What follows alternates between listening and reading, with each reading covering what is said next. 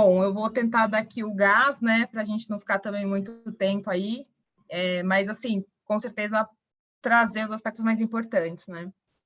Bom, o tema de hoje é Fazenda Pública em Juízo. Para mim é um tema muito bacana, porque eu sou procuradora do Estado já faz 1 ano e meio, então, assim, a gente vivencia muito isso, né, assim, ao ponto de até é engraçado, às vezes, dar aula sobre, porque é uma coisa que a gente já vivencia, nem pensa mais, né, já está no automático. Mas é bacana, assim, para a gente ver como funciona na prática. É uma coisa na teoria, quando você vê na prática, você entende melhor. Bom, fazenda pública, né, o que é a fazenda pública em juízo? É toda a administração pública representada em juízo. Então, assim, seja no polo ativo ou no polo passivo, né? Então, são os entes federados, né, União, Estados, DF, municípios, as autarquias e as fundações públicas de direito público, né? Não as fundações públicas de direito privado, são as de direito público. Então, por exemplo, sociedade de economia mista, empresa pública, não compõe a fazenda pública em juízo. Tem que ser uma pessoa jurídica de direito público. Inclusive, porque se não for, não vai ter as prerrogativas da fazenda em juízo, né? A administração pública, a gente sabe que quando está em juízo, é um litigante habitual, né? É conhecida aí como um grande litigante, né? Em vários setores, né? Porque a gente sabe que é um grande litigante, principalmente em questões de massa, né? Seja de saúde, de educação, de mesmo ser funcionalismo público, né? Servidores buscando aí modificações do seu salário, de várias questões que muitas das vezes o Estado paga de forma equivocada. Então, assim, são várias situações que se repetem, sempre com o poder público ali no polo passivo, né? Então, é um litigante habitual. Em relação à capacidade postulatória, a gente sabe que, pela Constituição Federal, a União e os estados precisam ser representados por advogados públicos, né? Então, tem concurso público para isso. Então, a própria Constituição fala, o artigo 130.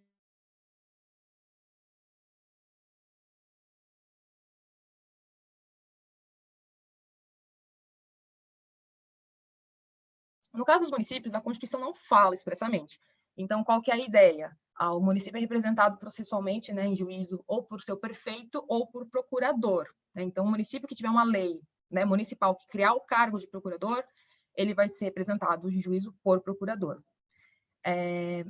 O artigo 182 do CPC, ele fala que incumbe à advocacia pública defender e promover os interesses públicos, né, dos entes públicos, dos entes federados, por meio da representação judicial em todos os âmbitos federativos.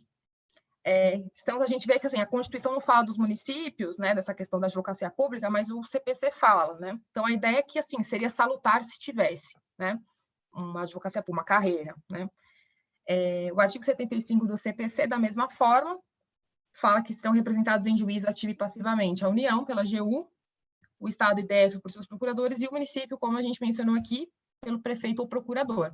No caso da autarquia e fundação pública de direito público, por quem, além do ente federado, designar. Então, às vezes, a gente tem procurador autárquico, tem uma lei que cria, né, esse cargo, tem concurso específico, e muitas das vezes não. Por exemplo, tem autarquias aqui em São Paulo, que é a própria PGE de São Paulo, né, que defende. Né? Por exemplo, o IANSP, que é um instituto dos servidores públicos, né, Instituto de Saúde, Setor Público do Estado de São Paulo, é uma autarquia, e quem defende é a própria PGE. Eles não têm um concurso para procurador autárquico. Bom, uma coisa que todo mundo fala, né? Quais são as prerrogativas da fazenda em juízo e por que elas existem? Então, primeiro a gente tem que ver que prerrogativa não é privilégio, né? Privilégio é uma coisa mais arbitrária, é uma coisa que não teria fundamento, uma pertinência lógica. E no caso da prerrogativa, não, ela tem uma pertinência, ela tem um fundamento e se baseia na questão da isonomia material, né? Tratar os iguais de forma igual, os desiguais de forma desigual. Então, a gente sabe que a fazenda pública em juízo, ela defende o quê? Defende o erário, basicamente, né? O erário, em termos genéricos, né? E o interesse público, como o fim maior sempre, né? Então, a gente até comentou da litigância repetitiva, esse fenômeno, né? Da excessiva quantidade de demandas judiciais. Então, com certeza, quanto mais demanda, mais condições, né? Os procuradores, no caso, vão ter que ter para lidar com tudo isso, de uma forma minimamente razoável. E tem a questão da distância que tem, né, entre esses advogados e os fatos e as provas que ficam nos órgãos públicos, né, que compõem aí essas entidades, esses entes federados. Então, normalmente, quando a gente recebe uma demanda, o que acontece? A gente não sabe exatamente o que aconteceu, quais as provas que a gente pode produzir. Normalmente, a gente oficia o órgão, né, por exemplo, as secretarias, falando, ó, aconteceu isso, tem uma demanda sim. Então, a gente precisa ser subsidiado, né, com informações para a gente fazer uma defesa minimamente técnica, pelo menos, né? Porque às vezes faticamente é difícil, mas pelo menos uma defesa técnica a gente precisa. Então, a gente está distante desses fatos, dessas provas, e são muitas demandas. Então, por isso que tem ali a questão do prazo em dobro para as manifestações, a remessa necessária, no caso, assim, de, porventura, não ter tido uma apelação por um lapso, né? Defesa do erário mesmo, no sentido amplo. Em relação às prerrogativas, a mais conhecida é que está contida no artigo 183 do CPC, que fala que os entes e suas autarquias e fundações de direito público terão prazo em dobro para todas as manifestações processuais, né? Então, assim, para todas as manifestações. O CPC de 73, só por curiosidade, né, previa apenas o prazo quádruplo para contestar e o dobro para recorrer, tá? Então, não tinha essa previsão prazo em dobro para tudo. Então, nesse sentido, o CPC de 2015 ele trouxe mais prerrogativas processuais para a Fazenda. Então, qualquer manifestação é prazo legal. Se for um prazo legal, é prazo em dobro, né? Em regra. Eu até coloquei assim, né? Prazos legais versus prazos judiciais. Porque os judiciais, normalmente, o juiz ele já fixa, assim, uma coisa específica. Assim, falou, ó, manifestem as partes sobre o laudo em 5 dias. Então, não é 10 para a Fazenda. Se o juiz especificou o prazo, é 5. Né? Então, esse prazo em dobro é para os prazos legais, que estão previstos em lei. Salvo algumas exceções que a gente vai ver em breve. A intimação pessoal, né, tem que ter a intimação pessoal para começar a correr o prazo. Ela pode ser feita de 3 formas, que é por carga, né, processo físico, remessa também, ou meio eletrônico, que é o mais comum atualmente, porque os processos estão cada vez mais digitais ou digitalizados, né? E como eu mencionei, não se aplica o benefício da contagem em dobro quando a lei estabelecer de forma expressa o prazo próprio para o ente. Então, às vezes, já prevê um prazo, né? Por exemplo, na suspensão de segurança, indeferimento da liminar na suspensão. Cabe o agravinho, né? O agravo. Tem 10 dias. Não são 20, são 10, porque está previsto especificamente na lei, que no caso só pode ser a Fazenda, né? Porque quem entra com suspensão é a Fazenda, então aquele prazo já é específico para a Fazenda se manifestar. Então, não é dobrado, tá? Outros casos, por exemplo, se for réu em ação popular, que o prazo para contestar o juiz que coloca ali é 20 mais 20, né? Então não sai disso, sendo fazendo não vai ser dobrado, vai ser, se o juiz falar que é 30, é 30, por exemplo, né? Isso dos juizados especiais também, às vezes causa confusão, não tem prazo em dobro, não tem, por exemplo, remessa necessária, então várias das prerrogativas processuais da Fazenda, elas ficam afastadas no rito do juizado, pela celeridade, sumariedade e tudo mais. Impugnação ao cumprimento, né, de sentença e embargos à execução pela Fazenda. O CPC fala 30 dias, não são 60, porque é um prazo específico para a Fazenda, né? Não existe essa tese do 30 mais 30. E em controle concentrado de constitucionalidade também são prazos certos, tá? Não dá para dobrar. Esse agravo interno que eu comentei, contra o indeferimento de liminar no pedido de suspensão de segurança. O prazo para contestar a ação rescisória, o CPC prevê que o juiz vai fixar de 15 a 30, então o que ele fixar é aquele mesmo, não dobra, nem se for Fazenda. Para ajuizar a ação rescisória, já teve uma discussão, uma polêmica no passado, de que seria 4 anos, porque seria o dobro, né? Mas não, é 2 anos mesmo para Fazenda. E uma coisa também as pessoas às vezes confundem no caso de mandado de segurança, tipo, a lei prevê que a autoridade, né, impetrada, ela vai ser notificada para prestar informações em 10 dias. Não são 20 dias. São 10 dias, é um prazo específico. Outra coisa também importante pontuar é que o artigo 183, que prevê o prazo em dobro para todas as manifestações, não se cumula com o 229, que fala do prazo em dobro quando tiver litisconsortes com diferentes procuradores, né, diferentes advogados. Então, imagina uma ação ajuizada contra o município e o estado, por exemplo. Mas então são litisconsortes conjugados diferentes. Então, a gente conta em dobro, mais em dobro, seria em quádruplo. Não se acumula, tá? É só dobro mesmo. Importante dizer também que, em relação a essa parte de intimação pessoal e tudo mais, o e-mail, inclusive institucional, se for o caso, não se destina a intimações.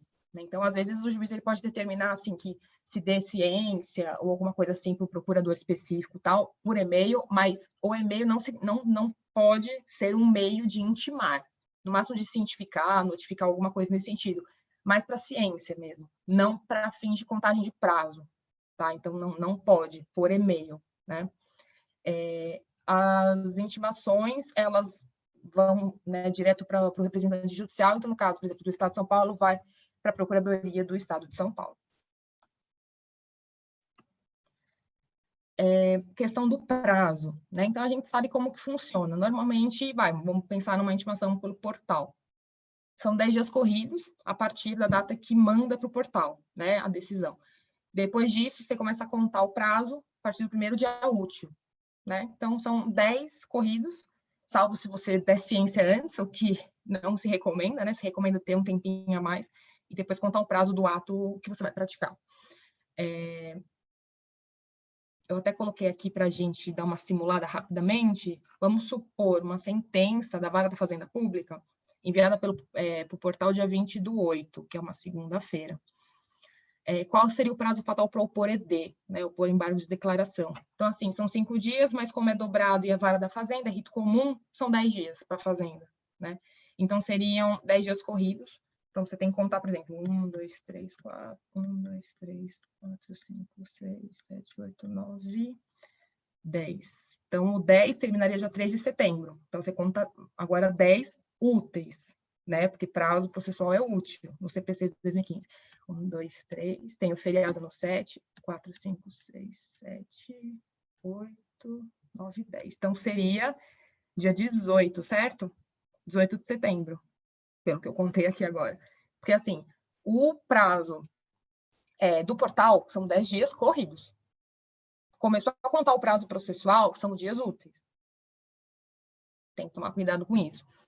E para interpor apelação, seriam 30 dias úteis, né? Porque são 15 dias para fazenda dobrado, no rito comum. Então, em vez de somar 10 dias úteis, somaria 30. O outro exemplo que eu dei está falando do GEFAS, que é o Juizado Especial da Fazenda. A gente tem que lembrar que não tem prerrogativa, então não tem prazo em dobro, né? Então, qual seria a diferença? Qual seria o prazo fatal para interpor agravo de instrumento? É 15 dias. Úteis, claro, né? Porque a gente sabe que teve aquela reforma na lei, né, do CPC falando que prazos úteis também se aplicam ao juizado, né? Depois de uma grande polêmica que a gente teve nesse sentido. Então, seriam os 10 dias, normalmente, imagina que foi 6/9, foi para o portal. Então, conta 10 dias, tipo, 1, 2, 3, 10. E a partir daí, você conta, a partir do dia 17, que seria a segunda, seriam os 15 úteis. Então, é mais para ter uma noção, assim, de corridos e úteis e como que computa dependendo do rito, né? Dependendo do rito adotado, no caso. Em relação à citação, que às vezes a lei, né, a lei federal do processo eletrônico fala mais da intimação, mas a citação também pode ser por portal eletrônico, claro, nos processos eletrônicos normalmente, né? Caso for físico, no caso do passado, né, mais por oficial de justiça. Hoje em dia, praticamente todos estão sendo pelo portal mesmo. Tem algumas varas, assim, às vezes que preferem, né, que seja por mandado mesmo, oficial de justiça que volte e tal. Ainda eu pego bastante, assim, dependendo da vara, da comarca, mas normalmente é o processo eletrônico mesmo, então acaba sendo portal. Em relação à contestação, a gente sabe que são 3 os princípios que regem, né, a apresentação da contestação: a concentração, a eventualidade e o ônus da impugnação especificada dos fatos, né? O que seria a concentração? É você concentrar todas as teses de defesa numa mesma peça, né?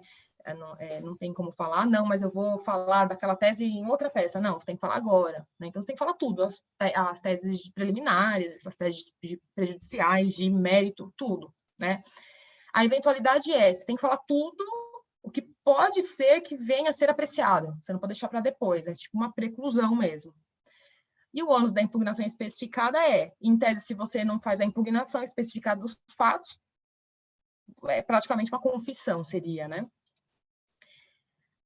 Desses 3 princípios, apenas os 2 primeiros se aplica à fazenda, tá? O ônus da impugnação especificada não se aplica à fazenda pública. Por quê? Porque a gente está falando normalmente de direito indisponível, né? Então, não cabe confissão sobre um direito indisponível. Então, não tem como presumir, não tem como, se a fazenda não impugnou, então está confessando. Não, isso não se aplica. Os advogados falam, suscitam isso, mas não se aplica no caso, tá?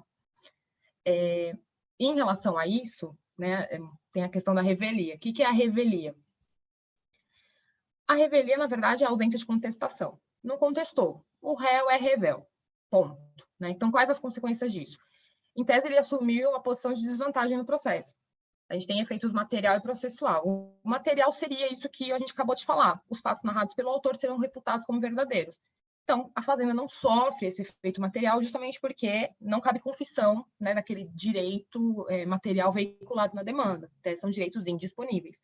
Então, mesmo que a Fazenda não falar nada, nem contestar, não dá para presumir que é verdade. Inclusive porque a gente tem ali o princípio da presunção da legitimidade do ato administrativo, né, de direito administrativo. Então, essa presunção milita a favor da Fazenda, né? Quem tem que comprovar ali, né, que não é legítimo o ato é o interessado. O efeito processual se aplica normalmente, como se a qualquer parte, né? Porque se você não contesta, você não, né, não se manifesta. Se um dia você quiser se manifestar, você vai encontrar o processo na fase em que se encontra, você não vai poder falar, ó, volta aí a marcha processual, porque eu quero voltar lá do começo para impugnar o laudo pericial. Não, né? O processo correu, a marcha foi para frente, então você vai pegar o processo no estado em que ele se encontra. Então, isso se aplica normalmente à Fazenda, a qualquer pessoa, a qualquer réu.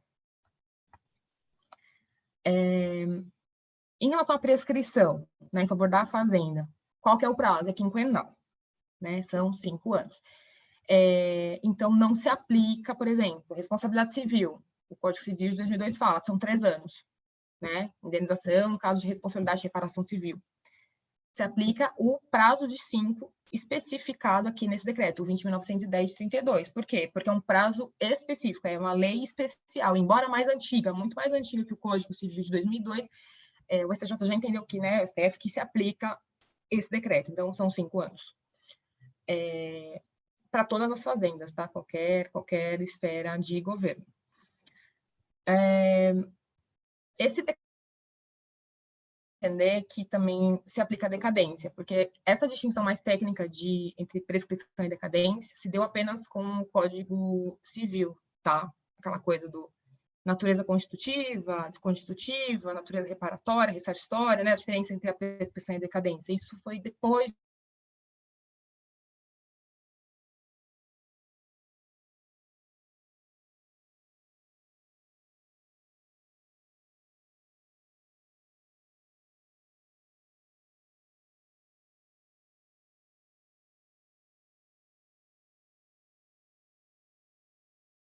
salvo se fundada a pretensão indenizatória em prisão, tortura ou perseguição praticado pelo Estado durante o regime militar. O STJ entendeu que, nesse caso, a pretensão é imprescritível, uma das poucas coisas que a gente tem no ordenamento hoje que seriam imprescritíveis, né?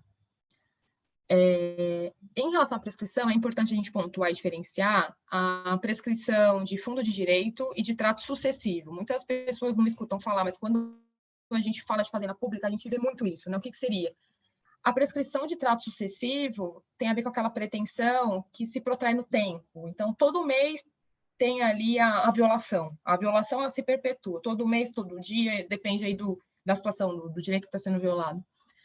E, nesse caso, se aplica a súmula 85 do STJ, que fala que nas relações de trato sucessivo, em que a fazenda for devedora, caso o direito não tivesse sido negado, a prescrição vai atingir só as pretensões vencidas antes do quinquênio anterior à propositura da ação. Então, vamos imaginar que você é servidor público e estão te pagando errado aí uma verba há muito tempo, tá? E você só percebeu isso 7 anos depois. Você vai entrar com uma ação. Então, se você ganhar, né, digamos assim, você vai pegar os atrasados de 5 anos anteriores ao ajuizamento. Então, é isso, a prescrição de trato sucessivo é isso, né? Porque a violação está ocorrendo todo mês. Todo mês você está recebendo os vencimentos de forma equivocada, menor, muito provavelmente, né? Então, se você ganhar essa demanda na parte de cumprimento de sentença, você vai receber todas as diferenças, né, de 5 anos anteriores à distribuição da ação.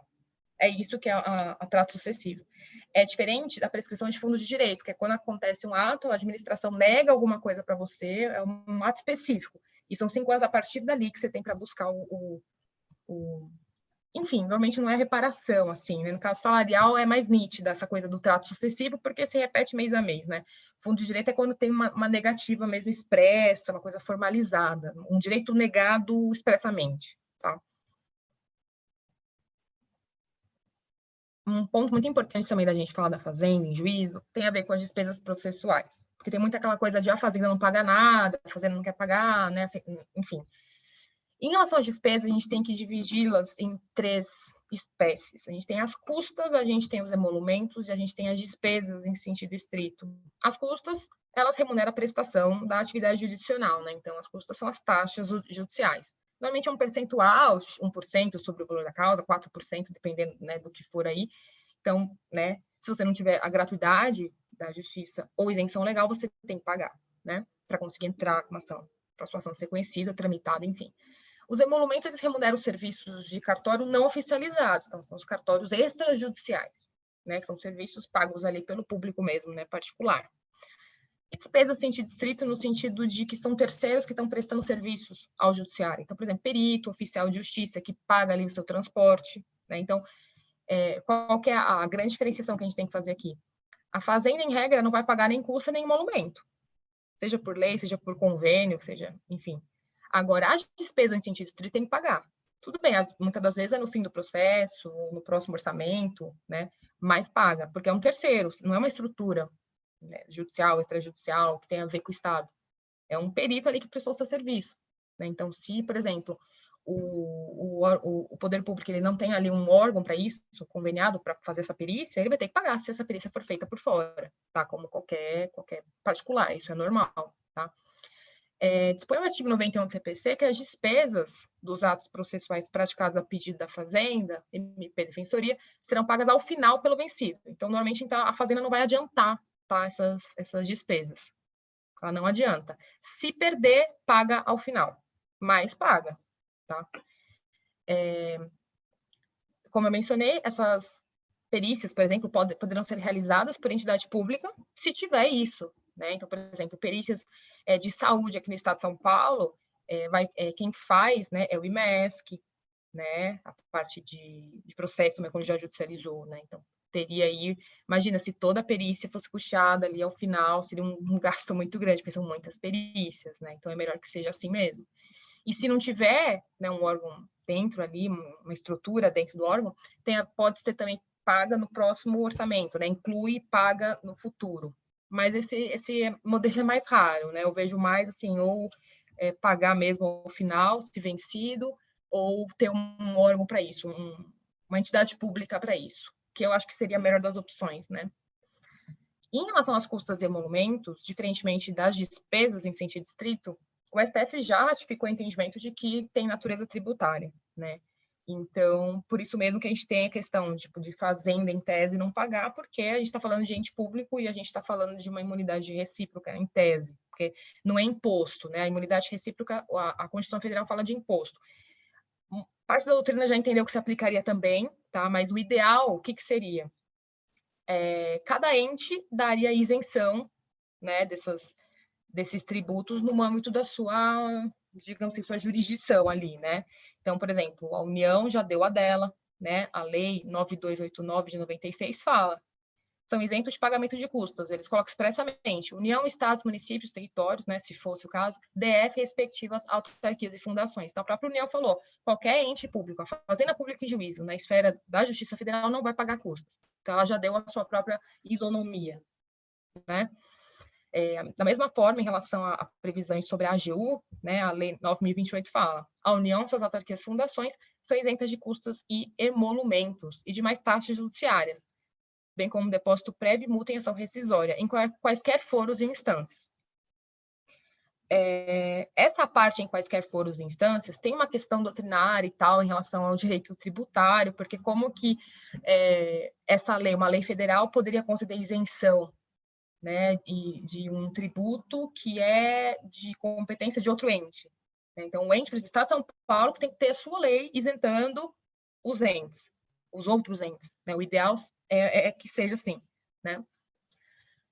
Em relação aos honorários advocatícios, a gente tem bastante polêmica quando as causas envolvem fazenda, mas o CPC, né, de início de conversa, ele prevê especificamente que, em se tratando de fazenda pública, né, como parte, a fixação dos honorários vai observar faixas escalonadas.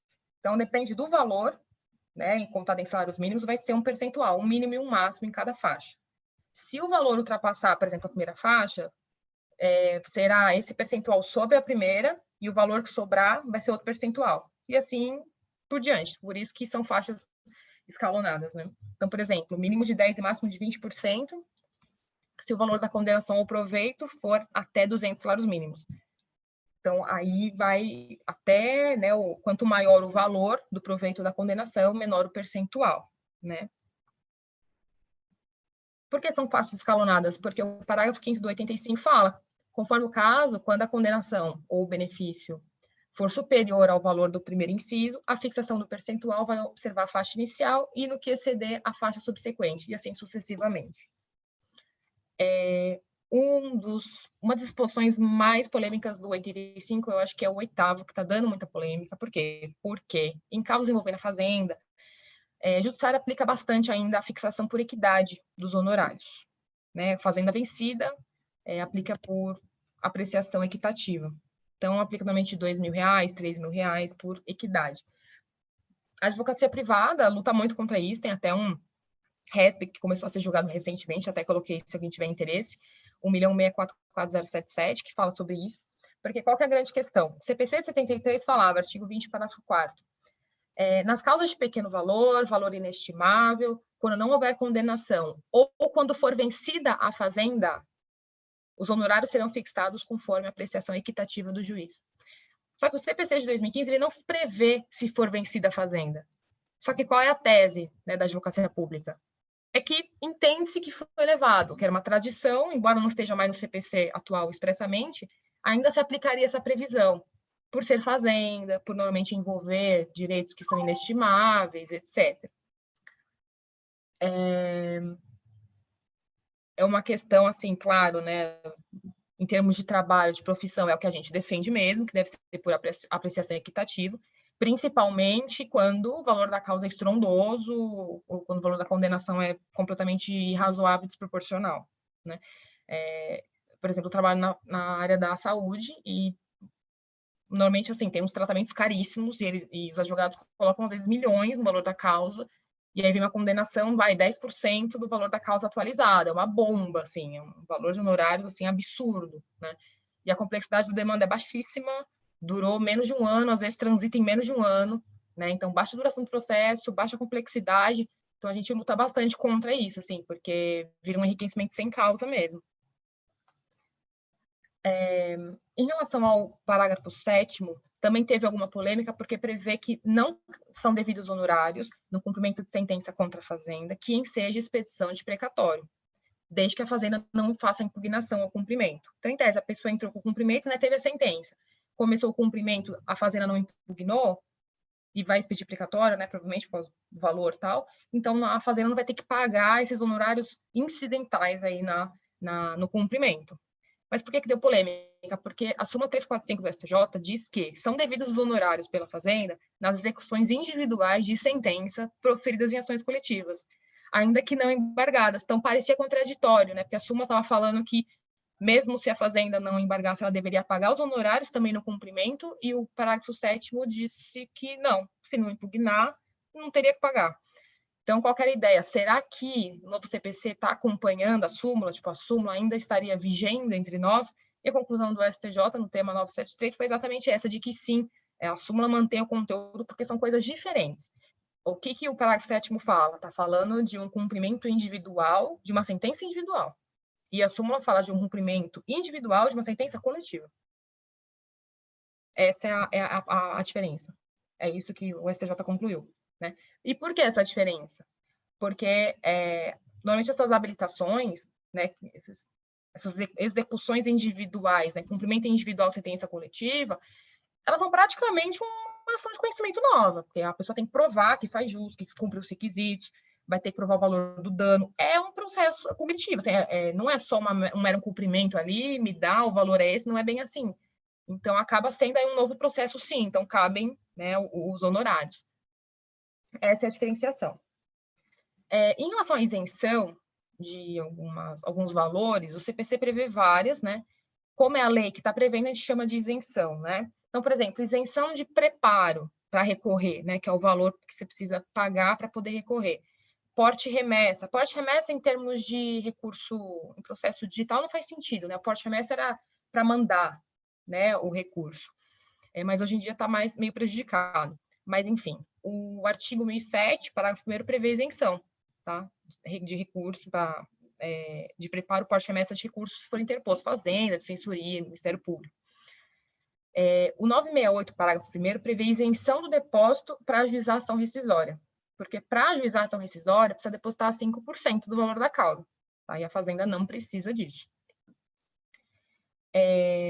Mesma coisa em relação ao agravo interno, uma disposição do CPC, que se o agravo interno for declarado manifestamente inadmissível ou improcedente por votação unânime, o órgão colegiado, fundamentadamente, condenará o agravante a pagar a multa fixada entre 1% a 5% do valor da causa. A interposição de qualquer outro recurso se condiciona ao depósito desse valor da multa, à exceção da Fazenda e beneficiário da justiça gratuita, que farão o pagamento ao final. Então, assim, tipo, não é que não vai pagar, nesse caso, joga para frente. Tá? Então, a Fazenda vai poder recorrer mesmo sem ter pagado, né? E o 1026, que trata dos embargos de declaração, fala, né, que em relação aos embargos reiterados, embargos manifestamente protelatórios reiterados, a multa será elevada até 10% sobre o valor atualizado da causa e a interposição de qualquer recurso fica condicionada ao depósito prévio do valor da multa. Novamente, com exceção da Fazenda e beneficiário de justiça gratuita, que a recolherão ao final. Então, basicamente, a gente estava falando ali em cima de uma isenção total, né? E aqui a gente está falando, não, nos últimos exemplos, não de isenção propriamente dita, mas de como é que se diz? Jogar para frente, né? Você postergar o pagamento, vai ser pago, mas mais adiante. Uma outra prerrogativa da Fazenda Pública em Juízo é a remessa necessária, que ganhou esse nome com o CPC de 2015, né? No CPC de 73, a gente chamava de reexame necessário. O que é isso? É uma condição de eficácia da sentença que foi proferida em desfavor da Fazenda Pública. Então, a Fazenda Pública perdeu, né? Então, a gente tem que pensar aí que o erário vai ser impactado, eventualmente o interesse público, ainda que de uma forma remota, mas vai ser impactado. A gente está falando do erário, né? Todo mundo contribui para aquilo. Não é um recurso, né? Então, muitas das vezes, pelo menos o Tribunal de Justiça de São Paulo, ele tratou sempre como recurso oficial interposto, né? E por que não é recurso? Porque para ser recurso, ele tem que estar previsto em lei como recurso, e ele não é previsto.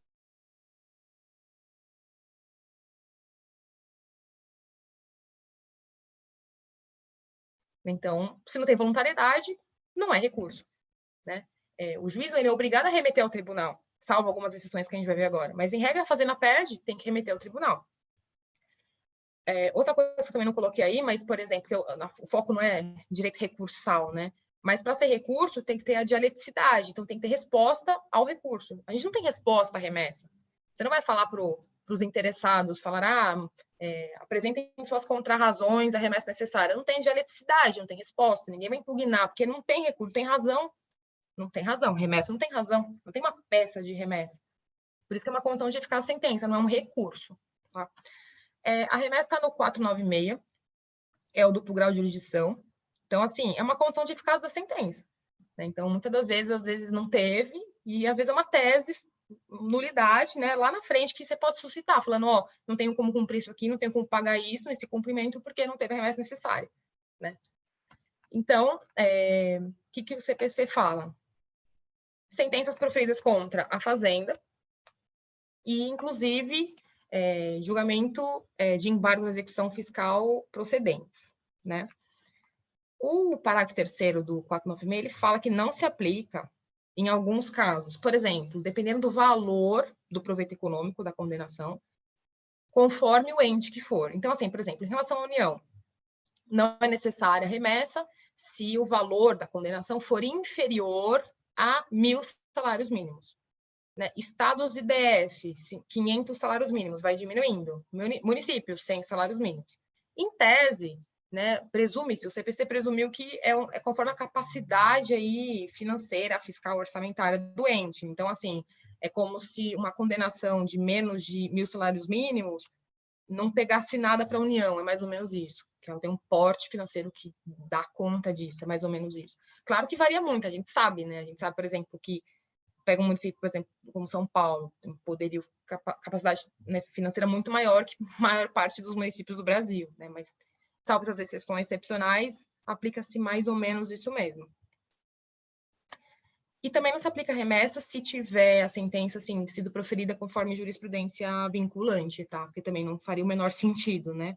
Ainda mais nesse sistema de observância de precedentes obrigatórios. Claro, né, gente, num reexame necessário, o tribunal não pode agravar a condenação, né? Reformar sem pédios, a vedação da reformar sem pédios também existe na remessa. E uma outra coisa que também suscita dúvidas ainda é em relação à preclusão lógica. Então, vamos imaginar que teve uma sentença contra a Fazenda não apelou, teve só remessa. Teve o acórdão da remessa, não teve apelo. A Fazenda poderia embargar esse acórdão ou interpor um RESP, um RE?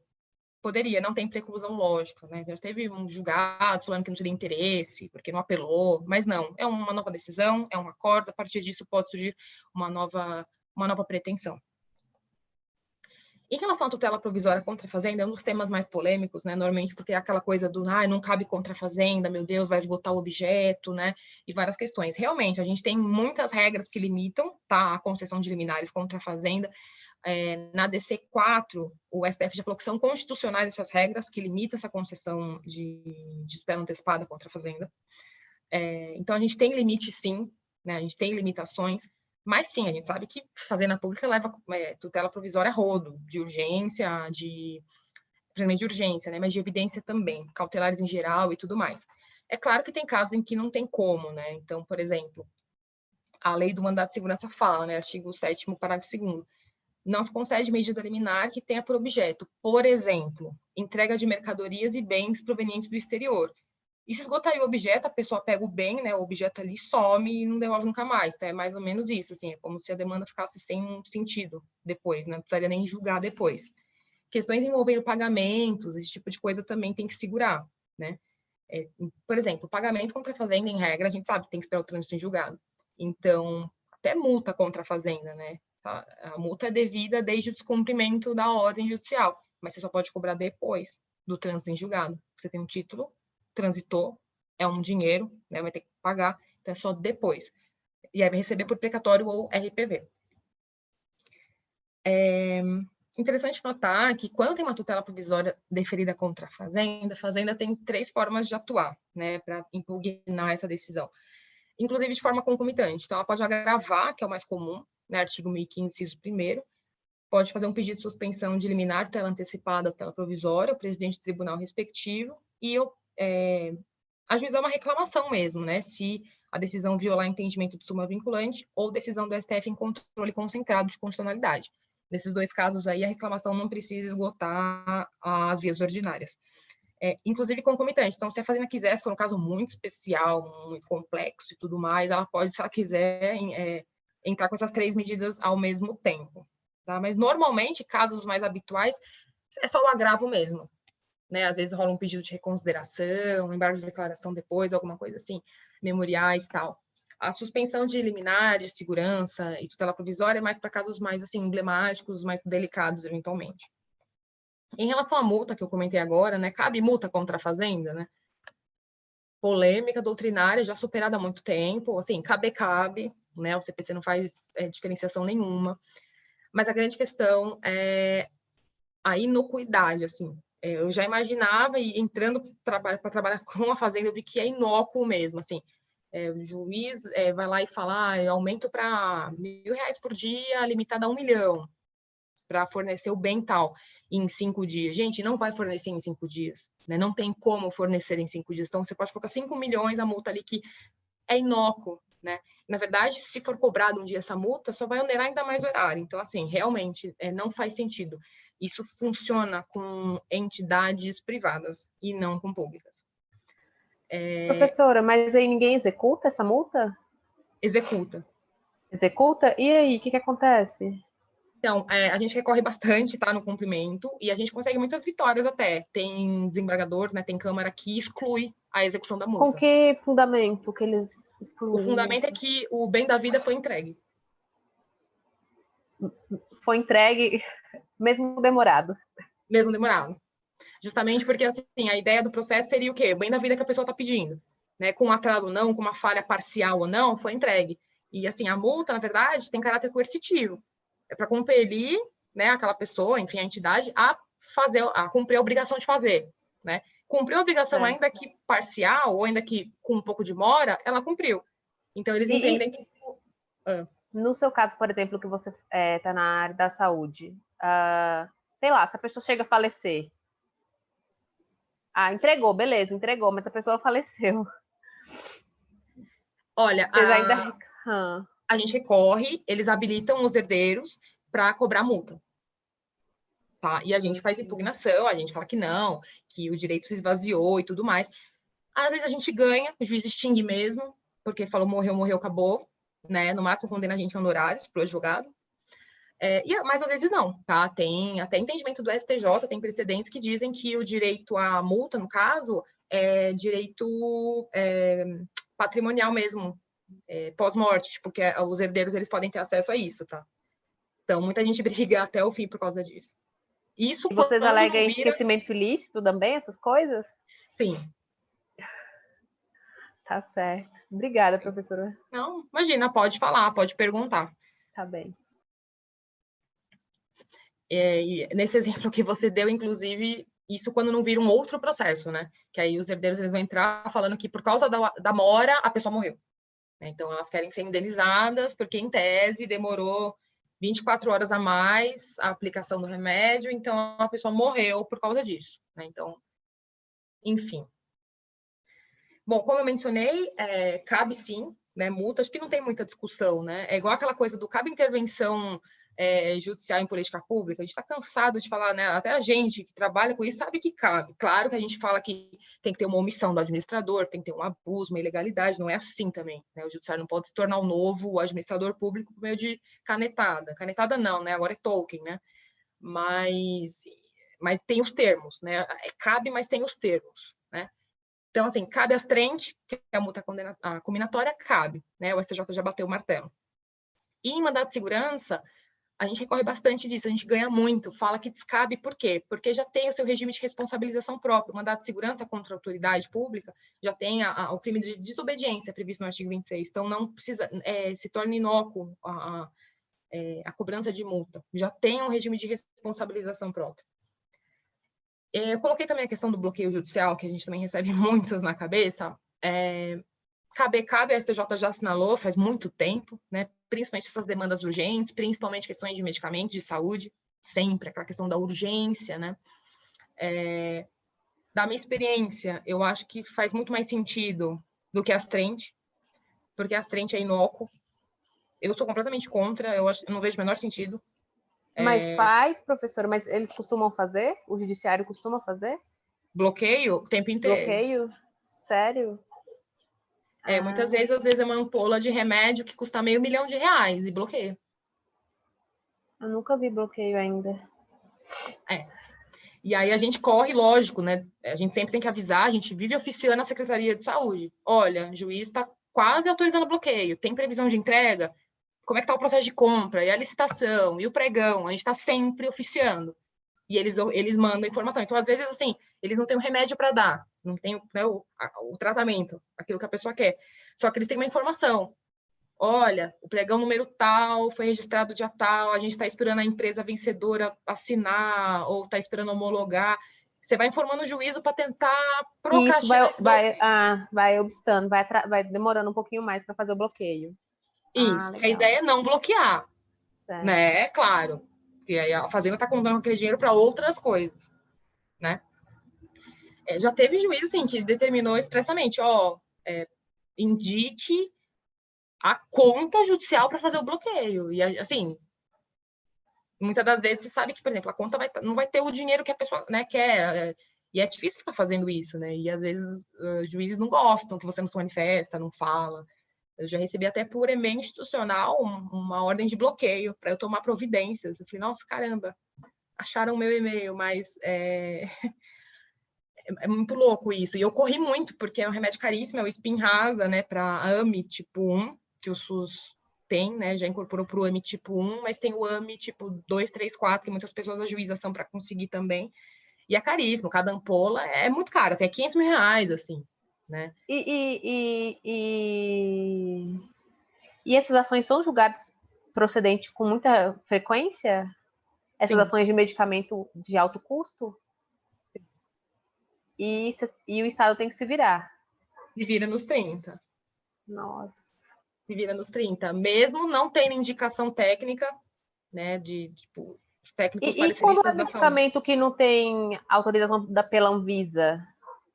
Então, essa é a grande questão. O STF já decidiu, o tema 500, que se for sem registro, experimental, off-label, né, que não está na bula, a ação deve ser ajuizada contra a União. Mas as pessoas não querem saber, elas entram contra o Estado. A gente alega isso até o fim. Coloca Juízes todo mundo normalmente no não polo querem passivo. saber. Juízes não querem saber. O direito à saúde, solidariedade entre os entes e a parte que escolhe. Sim, a parte que escolhe, mas em se tratando de tratamento sem registro na Anvisa, não tem registro nacional. Em tese, nem deveria estar pedindo. Porque em tese não está circulando, ao menos licitamente, né? Então, em tese, a Anvisa é uma autarquia federal, caberia aí à União verificar a possibilidade ou esse controle dessa importação e não o Estado, o município. Mas é difícil colar, viu? A gente faz muito, a gente Aí alega... vocês alegam legitimidade passiva. Basicamente isso. E muitas das vezes não é nem a ilegitimidade. A gente fala da ilegitimidade, mas às vezes a gente pede assim, para ser na federal, por quê? Porque remetendo para a federal, mesmo a gente constando do polo passivo, o juiz pode direcionar o cumprimento para a União. Fala, é solidário, mas direciono para a União porque é sem registro, ou porque é de alto custo. Seria o ideal. No mundo ideal, seria assim. Entendi. Mas, por exemplo, o TJ prefere, a súmula 37 do TJ fala que o direito à saúde é prestado por todos os entes, então manda a bala aí. E às vezes a gente ganha, nossa, ganhei, direcionou para a União, mandou para a federal, vem um despacho ali, em 1 segundo já quebrou as nossas pernas, assim, a alegria nossa dura muito pouco, por isso que a gente tem que comemorar, porque passa assim, ó. Enfim. Mas sim, defere muito o medicamento de alto custo e como se fosse uma coisa assim, né? Forneça em 48 horas. É muito forneça, como se fosse assim. Né? Eu acho que se tivesse também um processo licitatório, né, poderia ser muito mais inferior o valor se fosse um medicamento que fosse veiculado normalmente, né? Porque essa pessoa compra numa farmácia comum, né, supostamente. Então, para vender para o ente público seria mais, se fosse um processo licitatório pelo volume, né? Isso. Exatamente, é uma das alegações também. Como que a gente vai fornecer em 48 horas, né? Sempre vai acabar sendo uma coisa emergencial. Mas aí não tem uma quantidade, assim, que geralmente sempre está pedindo, igual a senhora falou, que seria esse medicamento. Não está acontecendo sempre de ter ações nesse sentido? Não tem licitação para fornecer esse medicamento, uma vez que sempre está tendo esse tipo de processo? Porque, assim, se tem um bloqueio de 100 mil reais, 500 mil reais, esse medicamento está sendo comprado na farmácia, a gente alega... Porque a gente não se manifesta no Estado, quer dizer, a gente, no caso, vai ser defensoria, não vai, né? Porque a gente está do outro lado, mas resolvendo isso, né? Porque a gente pode fazer alguma coisa, né? Essa que é a ideia, resolver, né? A proposta. Sim, claro, sim.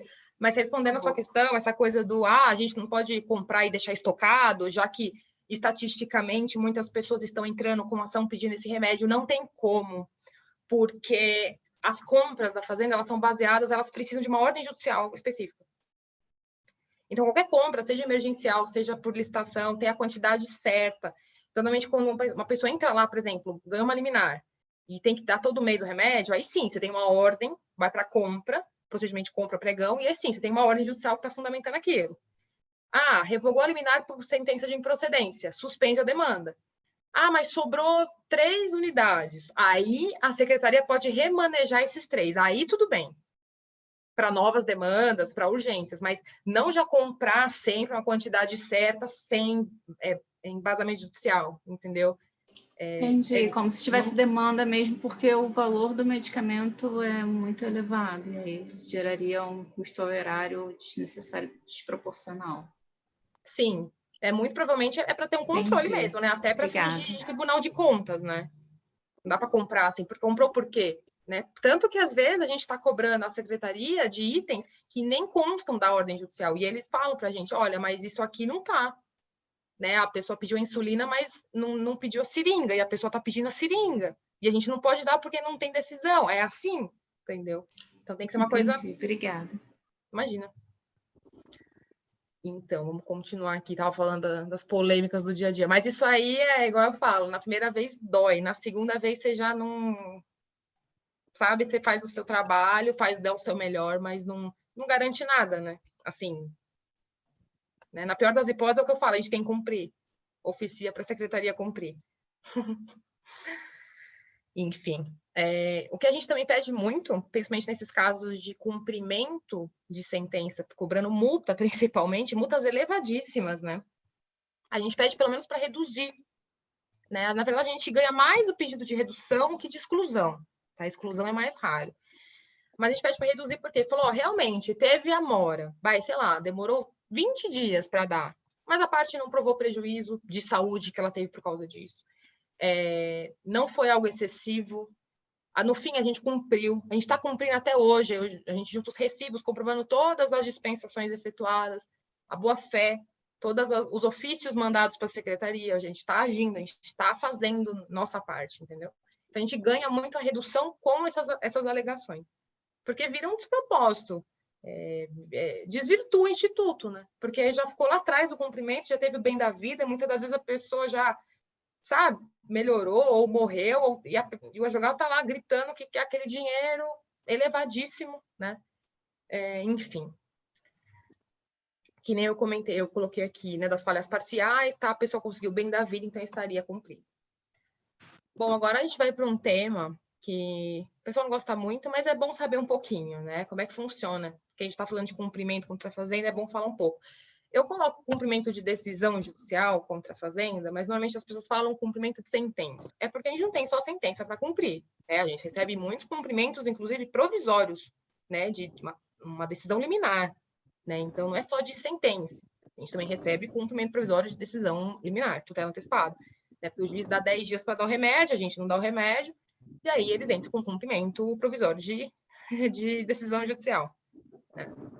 Como a gente sabe, né, os bens públicos são impenhoráveis e inalienáveis. Então, o princípio da responsabilidade patrimonial, que se aplica aos particulares em geral, do 789 do CPC, não se aplica à fazenda. Então, os pagamentos vão ser por meio de precatória, RPV. Né? Só relembrando, né, qual seria a diferença entre execução e cumprimento. Cumprimento é cumprimento de uma decisão judicial. A execução é um título extrajudicial. Ainda muita gente fala como se fosse a mesma coisa, né, como se fossem termos sinônimos, mas não são. Né? Então, a execução se baseia num título executivo extrajudicial. E o cumprimento é uma decisão judicial propriamente dita. Né? O 910 CPC prevê expressamente a execução contra a fazenda. A fazenda será citada para opor embargos em 30 dias. Então, é diferente do cumprimento. Quando é cumprimento, a fazenda ela é intimada para impugnar em 30 dias. Então, são termos diferentes. Um é citação, outro é intimação, e um é opor embargos, o outro é impugnar.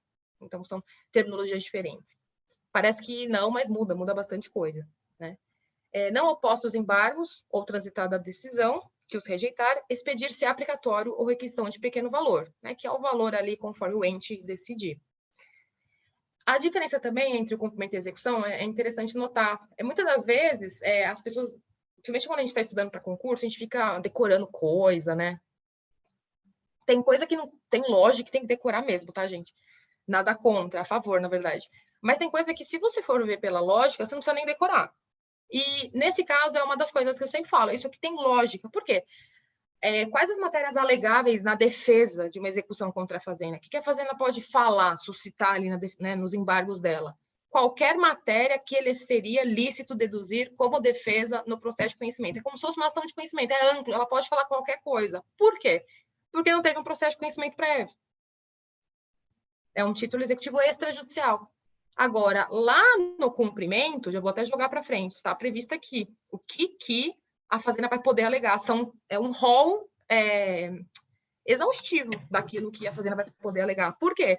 Porque ela já teve muita chance de alegar tudo no processo de conhecimento. Teve um processo de conhecimento anterior, então ela não precisa falar tudo de novo. Tem que ser alguma coisa nova, alguma coisa específica, já paguei uma parte, alguma coisa nesse sentido. Por isso que é diferente a execução do cumprimento. Entendeu? Então, é uma coisa assim, que às vezes cai numa prova, não decorei essa parte, não precisa decorar. Eu acho que tem muita lógica isso, porque já teve a chance, já teve um processo inteiro antes para falar tudo aquilo. Por isso que as hipóteses de defesa são mais restritas. E como eu mencionei, né, esse tipo de prazo de 30 dias aqui não é dobrado, né? Não vira 60, infelizmente. Seria um sonho, 60 dias úteis. Mais os 10 dias do portal. Nem pensar. Nem pensar. Nem vem querer mais. 30 não dias assim. já são dias suficientes para impugnar, para contestar, fazer qualquer coisa. Vocês não vão querer mais, não. Nossa, nem falo. Mas é engraçado, assim, né? A gente, quando não tá ali atuando, você fala, nossa, é muita coisa, né? Joga o processo para frente. Aí, quando você tá ali na banca judicial, você fala, meu Deus, se não fosse esses 30 dias, o que seria de mim aqui, sabe? É isso aí. Então, né, falando aqui de execução cumprimento contra a Fazenda, a gente tem que repetir, né, que a Fazenda ela não vai pagar como um particular paga, ela não vai depositar na tua conta, né, o dinheiro, né, deposite nos autos. Às vezes a gente recebe despacho assim, deposite em 5 dias R$200 mil. A gente tem que explicar que tem precatório, que a gente é Fazenda e que não dá, né, que não dá. Mas acontece caso que tem que depositar, sim? Deposite. A gente recebe intimação, mas a gente explica que a gente não Ah, pode. tá. Mas não executa. Mas aí Não, vai para precatório. com certeza. Aquela É droga. que, tem, é que tem muito, assim, eu não sei se tem muitos advogados que não lidam com a Fazenda e quando lidam não conhecem, né? E às vezes pedem, dão a conta deles, tem umas coisas assim. Nossa, sério? Bizarro. É que eu acho que não tem a experiência, entendeu? Assim, eu acho que não sim. tá Não acostumado com tem, particular, entendeu? faz sentido. É Protocolar essa engraçado pra droga gente, ainda. né? Mas Quando vocês veem, né?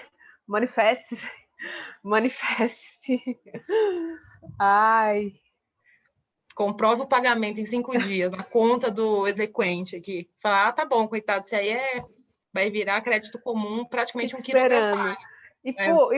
E o juiz ainda fala, né, para fazer dar um despacho desse ainda, que bizarro, não tem nem sentido. Não faz sentido, né? Não sei se vai no automático, sabe? Ver o que a parte autora, o exequente está pedindo e manda bala. Executar, já faz um modelão padrão lá, já. Principalmente vara única, quando não diferencia fazenda, sabe? Vara civil comum. É verdade. É porque aqui em São Paulo a gente tem essa diferenciação, fazenda pública e tal. É verdade. Entendeu? Muitos lugares não tem. E eu acho que vai no batidão mesmo, né? Você vai fazendo os despachos e tal, você não tem noção quando é fazenda e quando não é, né? Enfim. Em relação ao pagamento dos precatórios, como eu mencionei, a gente tem, tipo, 3, digamos assim, camadas, né, de preferência. Tem a superpreferência, a preferência e os créditos comuns, né? A superpreferência são os débitos alimentícios, cujos titulares tenham 60 anos de idade, ou sejam portadores de doença grave ou deficientes, até o valor de 5 vezes da RPV, prevista doente. Então, assim, na verdade, são 3 requisitos. Quais são eles? A condição do titular desse crédito tem que ter 60 anos de idade, ser portador de doença grave ou deficiente.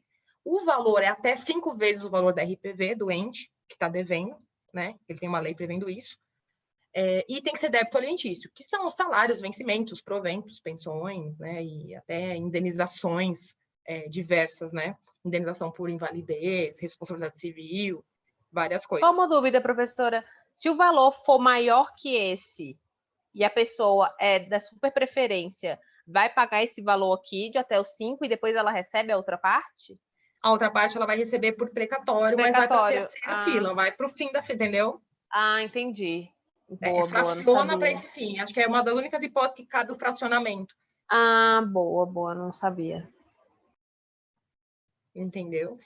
A preferência seria só débitos alimentícios, não precisa cumprir outro requisito, mas também não tem valor, não tem limitação dessas 5 vezes. E honorários resto... entra aqui na preferência? Honorários advocatícios? Débitos de natureza alimentícia, né? Porque um salário, né? Acho que está previsto até, não sei se é no CPC ou na lei lei da OAB, né, do estatuto, alguma coisa assim, que tem natureza alimentar, tem alguma coisa assim, sim, né? Acho que na lei da OAB mesmo. Bom, gente, corri. Resumi muita coisa. Claro que a Fazenda Pública, eu falo, eu podia estar falando de execução fiscal, mas aí é um outro mundo, é outro planeta, né? Eu podia estar falando de sistema do juizado especial da Fazenda, como que funciona. Eu mencionei por cima que não tem as prerrogativas, né?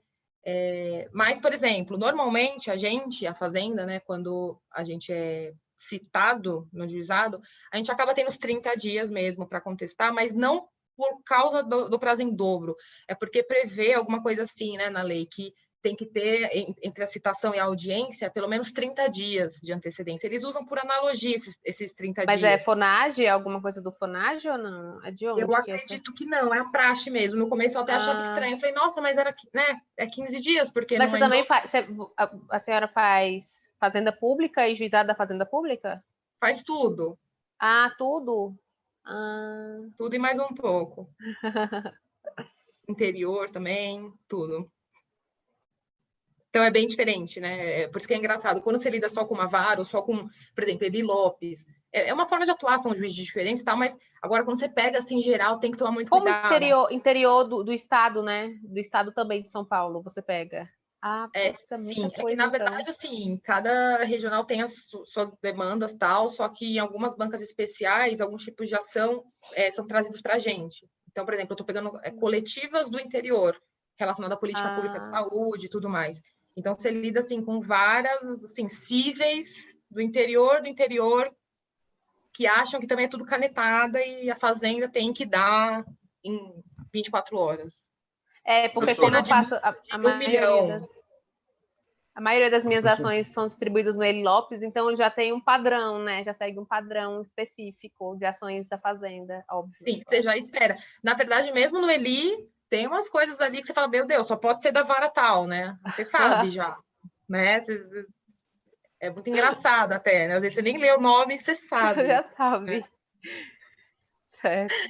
Mas, assim, é bacana, lógico, né? Assim, ter experiência, ver coisas diferentes e tal, mas às vezes dá muito trabalho, né? Porque você tem que, às vezes, explicar coisas óbvias. Igual, a gente tem muita demanda, a gente é litigante repetitivo o tempo inteiro. Então, quando você para ficar 1, 2 horas peticionando numa coisa, você perdeu muito tempo, né?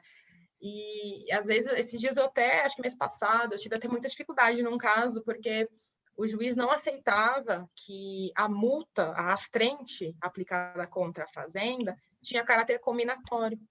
Ele falou que a decisão, que o acórdão tinha que ter falado que era coercitivo, e o acórdão não falou. O juiz queria bloquear o valor da multa, não o valor do remédio. Então, eu tive que explicar a natureza jurídica do bloqueio judicial e da multa. Eu expliquei 3 vezes, eu recorri. Não adiantou. Nem fazendo agravo, nem nada, eles modificaram. Tipo, mantenho, é isso aí mesmo. O acórdão não falou que a multa é coercitiva, então bloqueio o valor da multa. Sendo que o bloqueio é para você obter o bem da vida. Certo. Tanto que você tem que prestar contas depois daquilo que você comprou. Né? Tem que ter uma pesquisa de preço prévia antes do bloqueio, para, né, bloquear um valor baseado ali naquilo que você vai comprar. Tem prestação de contas e tudo mais. E e é uma vara da fazenda, tá? Não é vara única da do interior, tá? Das cucunhas dos interiores de São Paulo. Isso me assustou muito, assim, ao ponto de você ter que parar para fazer uma petição explicando a natureza jurídica dessas medidas. Mas afinal, o que deu? Bloqueou mesmo? No fim das contas, graças ao bom Deus que está no céu, a secretaria forneceu tudo e aí não precisou bloquear.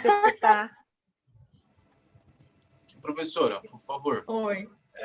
Você falou anteriormente referente à prescrição da multa para ser cobrada da Fazenda Pública, ou seja, dos últimos 5 anos para cá, né? O anterior prescreve o direito de cobrar, né? Uhum.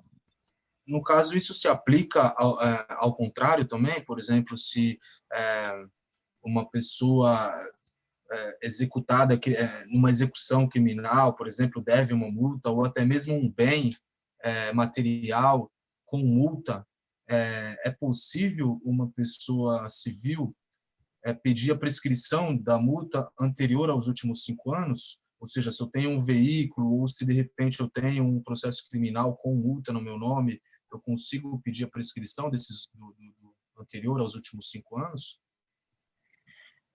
É que aí a gente está falando de uma multa em razão de um crime, não é isso? É uma sanção penal, não é?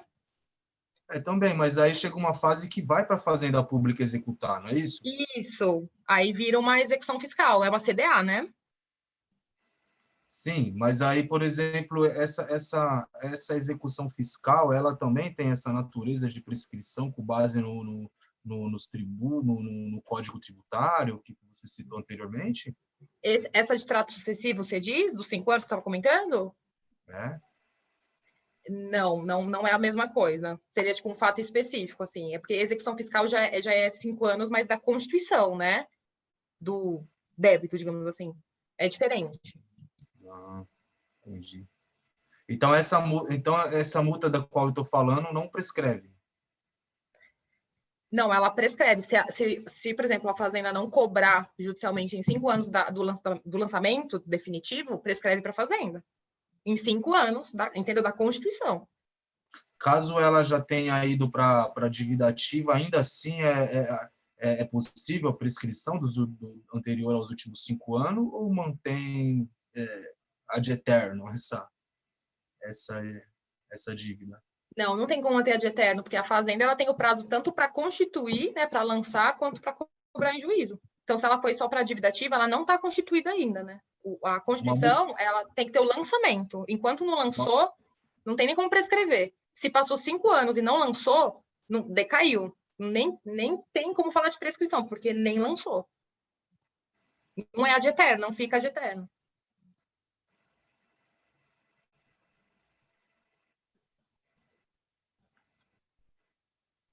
Vocês estão me ouvindo? Estou ouvindo. Sim, acho que ele estava pensando, entendeu? Ah, tá. Tá tentando. Eu estou pensando, porque eu ainda não consegui entender. Eu queria entender se, por exemplo, uma dívida ativa no nome de alguém pode prescrever anterior aos últimos 5 anos. É que aí não se aplica a questão do trato sucessivo, porque essa é uma relação, um valor, enfim, não se protrai no tempo, não é uma coisa que todo mês ou todo dia, enfim, é uma coisa fixa. O prazo é contado a partir daquele evento específico, entendeu? Não se aplica isso. Essa questão do trato sucessivo que a gente falou é mais assim, caráter de salário, aquilo que tem aí uma regularidade, uma periodicidade. Isso é um fato único, você está falando de uma multa que foi aplicada na seara penal e que vai ser mandada ali para executar, para a Fazenda executar. Né? Vai virar uma CDA e a partir disso tem 5 anos. Né? É completamente diferente. Obrigado. Imagina. Então, como eu comentei, né? Sempre tem coisa mais para falar, uma coisa mais específica. Eu estava falando da Fazenda, do juizado especial da Fazenda. Uma coisa que acontece muito aqui, não sei se vocês mexem com o juizado, é que as varas da Fazenda Pública, elas mandam direto para o juizado, né, as demandas. Elas falam, o valor da causa é menos de 60 salários mínimos, a competência absoluta do GEFAS. E manda embora. Já encaminha, né? E, inclusive, em segundo grau, eles fazem isso. Direto. Sério? Por despacho. Sim. Manda redistribuir? Então, a decisão agravada, sim, a decisão agravada, ela é da vara, a gente agrava para o TJ, bate no TJ, ele fala o quê? O valor do medicamento, por exemplo, é menor de 60 salários mínimos. Remeta-se a uma das turmas recursais. Então, uma turma vai apreciar a revisão de uma decisão tomada por uma vara. E eles falam que pode porque é celeridade, né, gente? Celeridade, quando o judiciário quer, resolve tudo. Quando eles querem, eles são celery. Quando não querem, eles alegam que os prazos deles são impróprios. É isso que eu falo, assim, tem justificativa para tudo. Princípio é o que não falta para qualquer coisa. Né? Então, a gente pega muito isso. No começo eu batia mais no sentido de... Porque, assim, na vara a gente tem mais possibilidade, assim, de uma dilação melhor, mais perícia, de focar mais, sabe? No juizado é tudo meio papum. É igual eu falo, mas é igual o CIV, é o JEC. O juizado da Fazenda Pública é igual o JEC mesmo, é tipo... Eu acho que a maioria das ações que o escritório tem é na vara da Fazenda Pública, não é no juizado. Então, é tudo certinho, faz perícia, tal, e tudo. E não, que é o ideal, né? Ainda mais esses casos, por exemplo, medicamento caríssimo, e às vezes não é nem medicamento, substância base de canabidiol, que muitas crianças estão pedindo, muita gente pede. Gente, como que você não vai fazer uma perícia decente? Eles jogam para o juizado, assim, igual eu falo, eles dão canabidiol no juizado como se fosse água, entendeu? Dá aí em 5 dias. Um negócio que demora 120 dias para importar, sabe? Então, assim, aí você vai explicar que tem um procedimento que é moroso, que é burocrático, que precisa de documentação atualizada, que precisa de documento da Anvisa. Ai, não, mas o direito à saúde, entendeu? Mas o valor da causa. Isso é o mais importante. Sabe, a gente está tentando ali ir para a vara da Fazenda. Em regra, não era nem para estar na Justiça Estadual, era para estar na Federal. Então, assim, é difícil, assim. Todo dia é dia, sabe? Todo dia é um leão lá para matar. Todo dia é dia. É uma bomba relógio. Não tem um que não passa, assim. E olha que eu era do Judiciário. Eu fui do TJ aqui por 7, 8 anos. Eu entrei como escrevente e eu fui assistente desembargador por muito tempo. Do direito público? Isso. Ipiranga? Isso, lá mesmo, na 6ª Câmara. E assim, foi muito bom ter essa experiência, sabe? Tipo, também para ver o outro lado. Eu também já trabalhei no privado lá, que também era bem puxado, era muita coisa. Mas assim, é muito curioso, né? Quando você está de um lado, você também quer resolver. Porque, no fim das contas, está todo mundo secando gelo. Né? Eu costumo dizer que o sistema de justiça, o nosso, pelo menos, não só o nosso acho que é exacerbado. Tá? Você pega os relatórios do CNJ, você fala, gente, o que é isso? São 80 milhões de processos, o que é isso? Onde a gente vai parar, assim? Né? Você aumenta a estrutura, aumenta os sistemas, investe em tecnologia e tal, mas em termos de qualidade de jurisdição, não sei. Não consigo avaliar isso.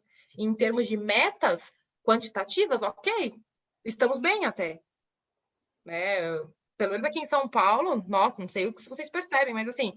Percebo, caramba, é despacho, assim, você protocolou, na hora que você vê, já tem um despacho, você fala, caramba, mas não, já... Sim. Já como tem ação, tem sentença transitando em julgado de ação desse ano. Eu nunca tinha visto na minha vida. E teve processo normal, tudo. Teve tudo. Processo normal, recurso, agravo, tudo. Entendeu? Mas em termos de qualidade eu já não sei, porque virou uma máquina de produção. Verdade. Você seleciona o botão ali, selecionar tudo e assinar. Então, assim, tem essa questão. Claro, eu acho muito melhor, assim, no sentido de processo eletrônico, eu sou super a favor, entendeu? Eu acho que...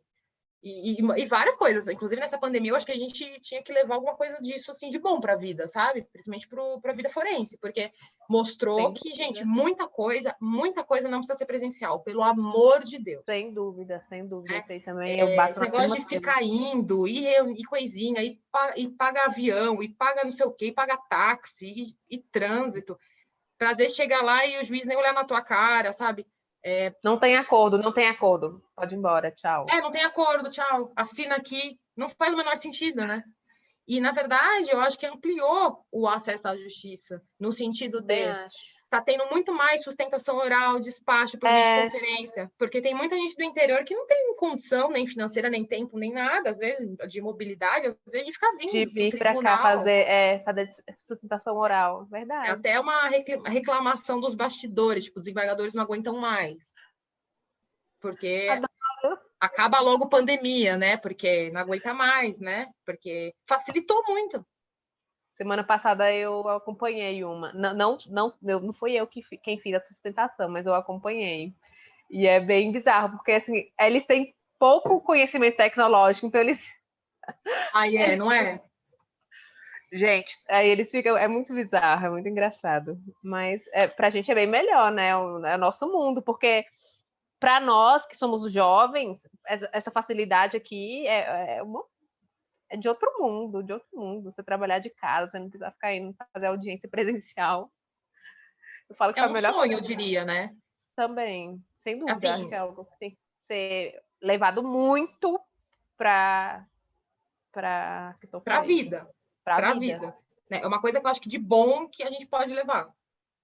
né? Eu falo assim, por exemplo, lá na fazenda, na banca da saúde, também tem muito autista, muita ação de autista. Então, você oficia muito ali a Secretaria da Saúde e da Educação, né? Porque a pessoa não quer só terapia, tratamento, tal. Ela também quer uma vaga numa escola específica para atendimento pedagógico, várias coisas. E assim, normalmente, vara da infância, cada foro, né, aqui, gente, os foros regionais aqui em São Paulo, cada um é mais longe que o outro. Então, você tem no Jabaquara, no Santa Amaro, você vai ter Penha da França, Lapa, e eu sempre vi a dificuldade das pessoas em comparecer à audiência, sabe?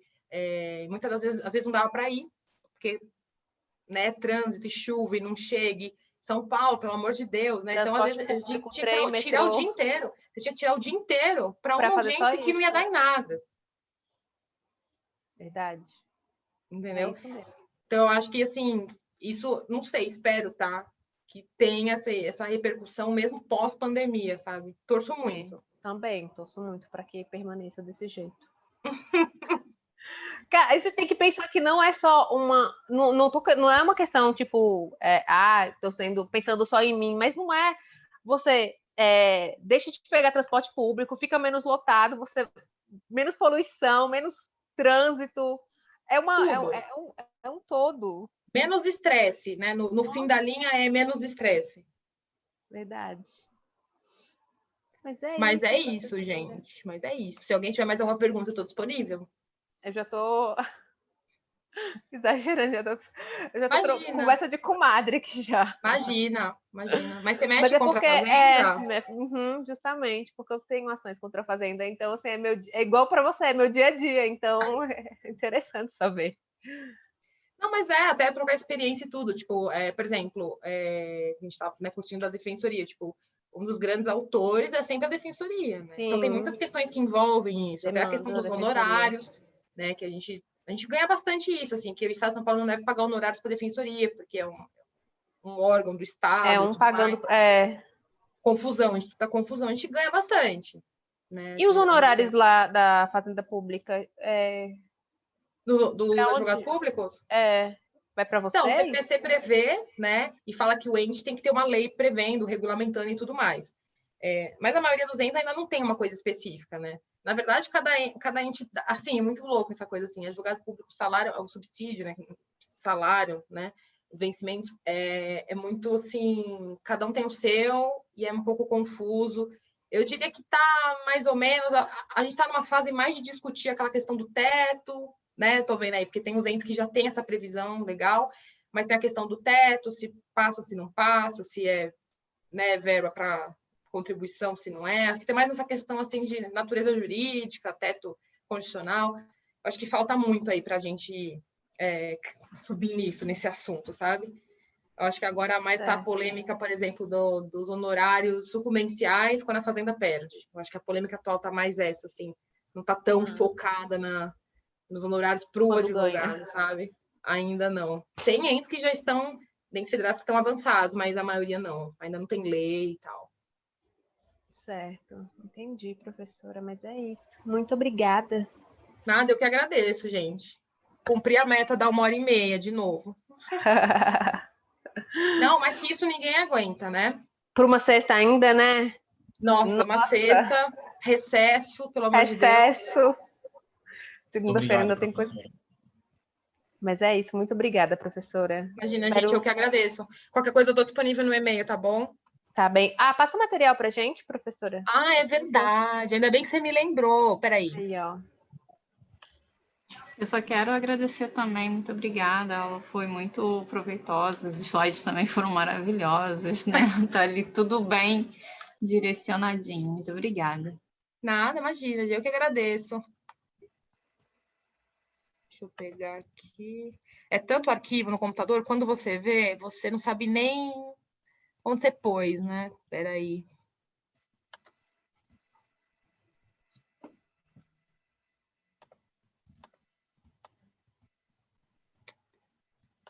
Salvar de novo.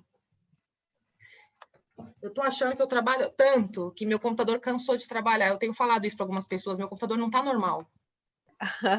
Não, é verdade, gente. Eu acho que ele tá cansado. É de verdade, ele não tá funcionando assim, sabe? Ele funciona uma vez por dia, assim.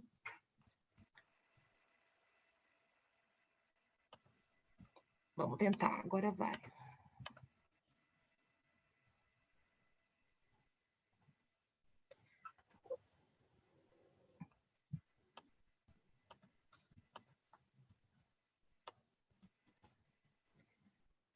Vejam se foi o arquivo certo, porque tinha 2 aqui e um não estava completo ainda.